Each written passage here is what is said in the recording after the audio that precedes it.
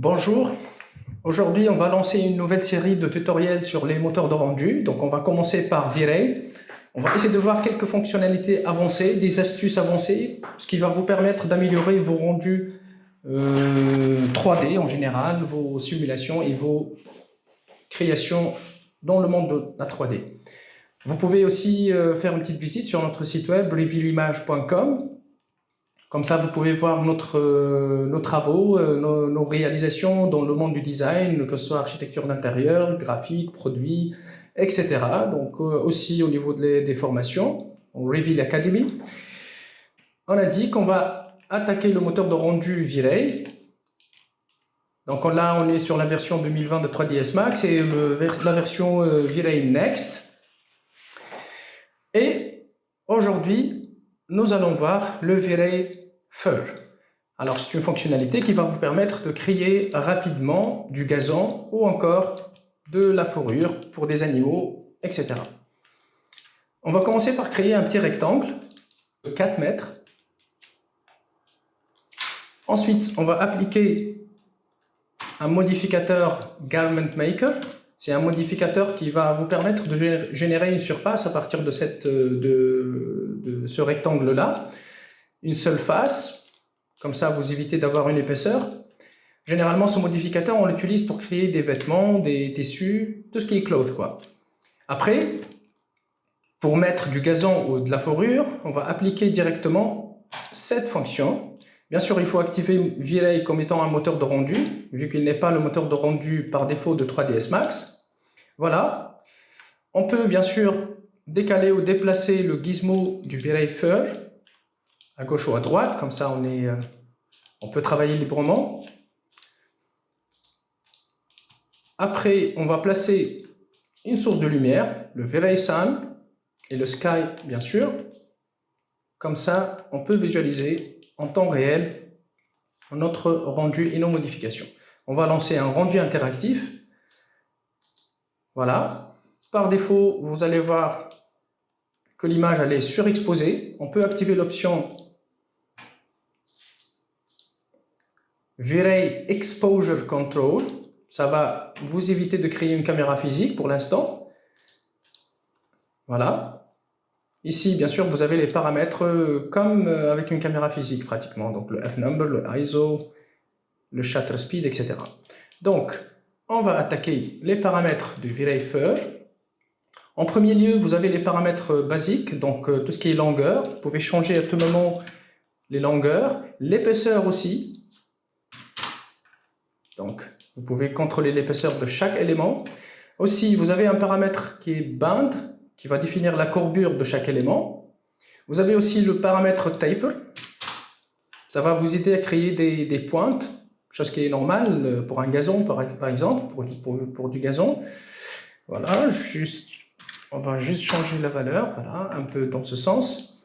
Ensuite, vous avez la partie là où il y a le Geometric Detail, ça c'est important. Donc pour améliorer l'apparence de cette forme, là vous voyez déjà c'est un peu brisé quelque part. Donc si on veut avoir une forme assez souple, on peut augmenter le nombre de knots, mais certainement ça va se répercuter sur la performance de votre ordinateur. On va le garder pour le moment, pour l'instant, sur la valeur de 12. Vous pouvez aussi activer, et ça c'est important, le Level of Detail si vous avez une grande surface. Donc cette option, elle va vous permettre de mieux contrôler la performance de votre ordinateur avec le V-Ray Fur. Ensuite, vous avez les variations. Vous pouvez bien sûr créer des variations au niveau des directions, des longueurs, des épaisseurs, etc. Et surtout, vous avez au niveau de la distribution, l'option Per Area. Ça vous permet d'ajouter rapidement des unités sur votre modèle. Donc là, vous voyez déjà, vous avez un setup qui n'est pas mal. Je vais changer peut-être un peu la courbure. Voilà, il faut que ça soit un peu comme ça. Donc, vous pouvez chercher des références, des images de référence du gazon, comme ça vous ayez une idée claire sur le comportement du gazon. Après, pour améliorer aussi notre rendu, on va utiliser un matériau pour donner un peu plus d'aspect et un peu plus de caractère à notre sujet. Donc je vais appliquer le vrai Hair Material, et on va changer la couleur de la transmission. On va choisir une couleur verte, comme ça. Mais vous allez remarquer que c'est très homogène comme apparence. On va essayer de varier un peu cette apparence. Donc on va ajouter au niveau de la transmission une texture de V-Ray Hair Info Texture.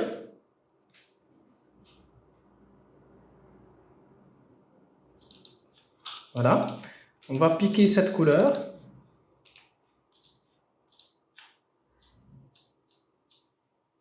Voilà, ça va créer une variation. On va utiliser l'option Random by Strand Index. Ça va créer une variation au niveau de l'apparence de la couleur tout au long des strands. Ok, et ça donne un look qui n'est pas mal du tout. Donc, voilà.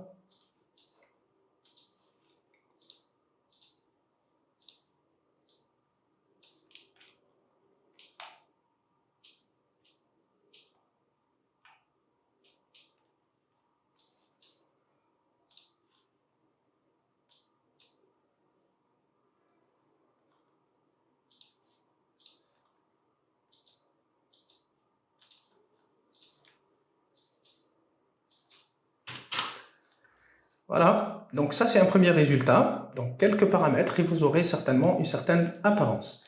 Ici, vous voyez que c'est un peu homogène partout. Donc vous avez presque la même apparence. Ça pourrait être utile dans ce sens, mais si on veut améliorer davantage notre style à ce niveau-là, donc on va utiliser les textures pour varier un peu tout ce qui est courbure et tout ce qui est orientation. Donc à ce niveau-là, on va utiliser le logiciel Photoshop pour créer les textures. Donc on va créer tout d'abord une nouvelle scène. Là, je vais changer tout simplement la résolution. J'aurais dû le faire à l'avance. Comme ça, on essaye d'être un peu rapide au niveau de la réalisation de la texture. Ce sera une texture carrée à peu près, vu qu'on a déjà un modèle carré. C'est pour simplifier la tâche.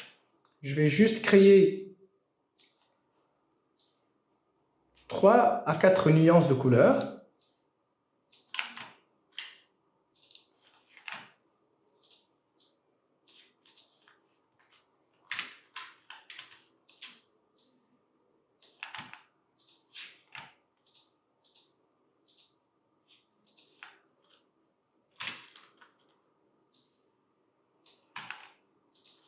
C'est des couleurs plus ou moins claires. Et on va essayer de voir l'influence de ces couleurs sur les variations des directions et des courbures.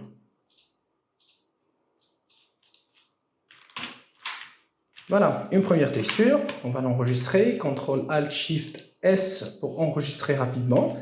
Donc, Variation. OK. Et on revient rapidement vers 3ds Max. Le rendu, je pense qu'il est encore actif. Voilà. Donc, on va commencer par peut-être le Initial Direction. On va ramener cette texture. Et nous allons voir, voilà. Donc, ça change complètement l'apparence de notre modèle. Voilà, vous voyez ici plusieurs directions déjà. Voilà, avec une trame presque carrée comme les 4 couleurs qu'on a utilisées.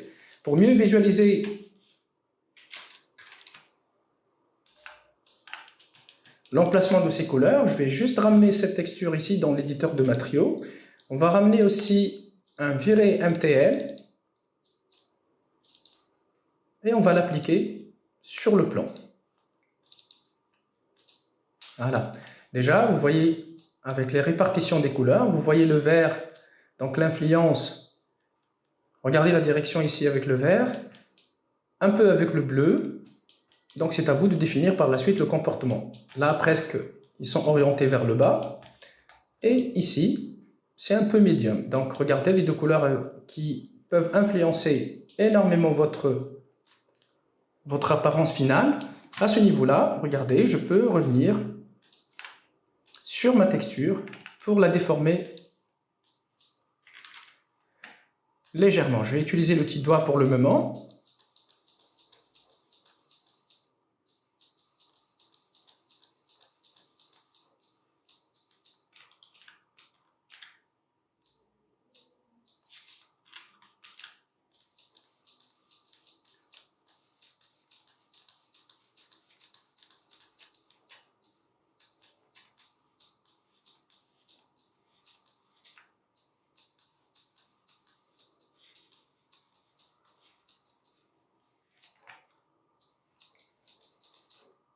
Voilà, un dessin abstrait, arbitraire.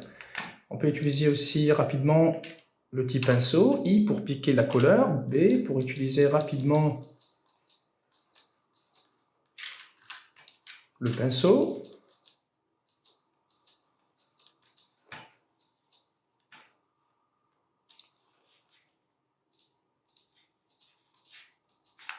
Alors, on va faire juste quelques petits trucs, comme ça, pour qu'on puisse comprendre des astuces très rapidement. Donc, un peu de jaune vers les extrémités, vu que ça ressemble à la partie qui est presque en orangé.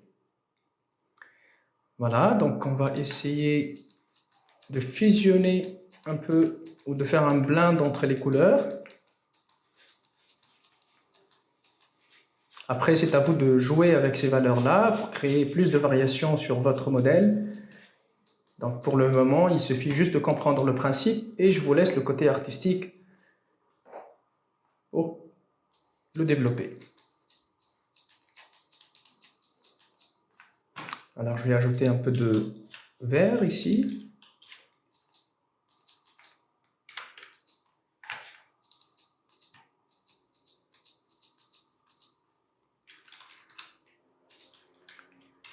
Un peu de bleu. Voilà. On va dire que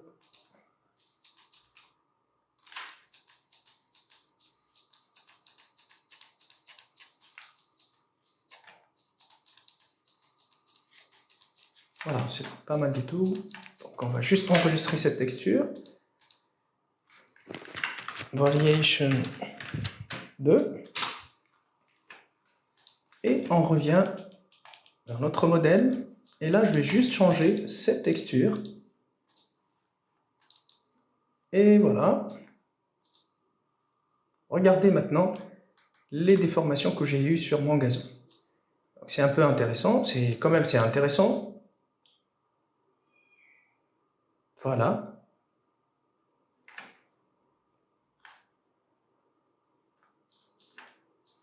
On va juste créer rapidement un matériau. Ici, je peux profiter peut-être de la bibliothèque de Corona pour créer rapidement le matériau. Voilà, nature. On va prendre celui-là, peut-être. Bien sûr, vous pouvez l'appliquer directement sur l'objet, encore le jeter sur... Voilà, l'objet.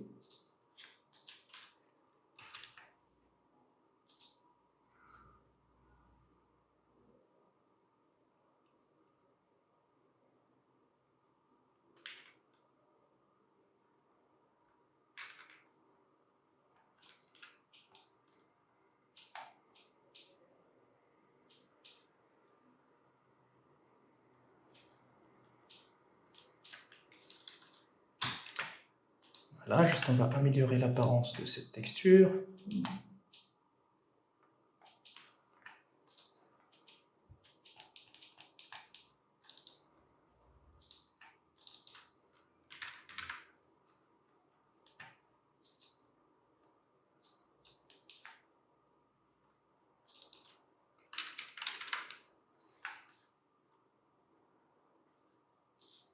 Voilà, regardez maintenant l'effet qu'on a eu après cette modification.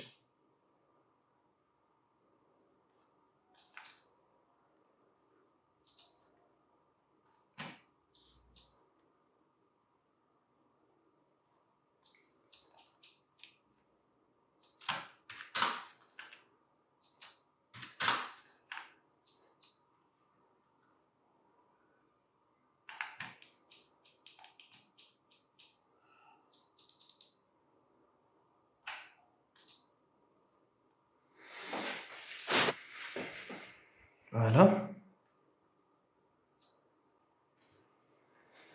Voilà tout pour aujourd'hui. J'espère que ça va vous aider à améliorer votre technique de travail avec le V-Ray.